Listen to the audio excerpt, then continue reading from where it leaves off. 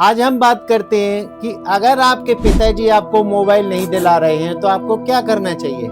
देखिए, जैसे जब आप सुबह सो कर के उठते हैं तो उठने पर बिस्तर पर आप आंखें बंद करके जब खोलने का होता है तो सबसे पहले अपने हाथों को ऐसे करेंगे और आंखें खोलेंगे।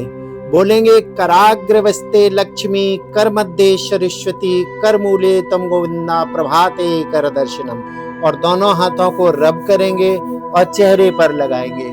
उसके बाद देखेंगे कि जो स्वर विज्ञान की बात आती है कि आपकी कौन सी सांस तेज चल रही है, यानी कि आपके नाक से किस छेद से, एक से दूसरे से किसकी सांस तेज हवा आ रही है। तो जो जिसकी तेज हवा आ रही है उस वाले पैर को हम पहले जमीन पे रखेंगे अंदर को सांस लेते हुए।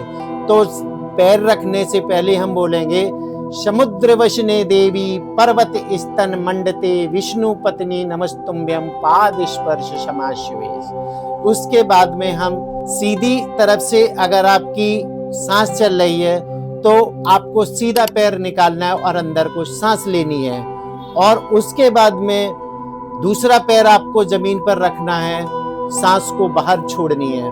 फिर आप जमीन पर खड़े होकर के आपके जहां पिताजी लेटे हुए हों या बैठे हुए हों उनके चरण स्पर्श करें। अगर सो रहे हैं तो आपको सिर्फ नमन करना है, उनको प्रणाम करना है, क्योंकि सोते हुए व्यक्ति के पैर नहीं छुए जाते हैं। उसके बाद आप जब सुबह स्नान कर लेते हैं तो सूर्यदेव भगवान को तांबे के लोटे में जल डाल करके थोड़ी सी उसमें रौली डालें और सूर्य को जल देना है। जल आपको सुबह 9 बजे से पहले पहले दे देना है और आपको बोलना है ओम आदित्याय नमः, ओम भास्कराय नमः या ओम घृणी सूर्याय नमः। ये बोलने के बाद में आप अपने पिताजी के पैर छुएं।